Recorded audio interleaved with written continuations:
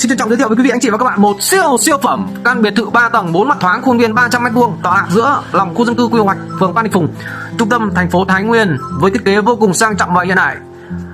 4 mặt thoáng, 360 độ mặt tiền, công năng 5 phòng ngủ khép kín, có phòng sinh hoạt chung. Thiết kế trang hoàng vô cùng sang trọng và lộng lẫy, khiến căn biệt thự trở nên thật là lung linh trong ánh đèn đêm. Thật đáng đồng tiền để các bạn bỏ ra và sở hữu về sinh sống và hưởng thụ tại nơi đây.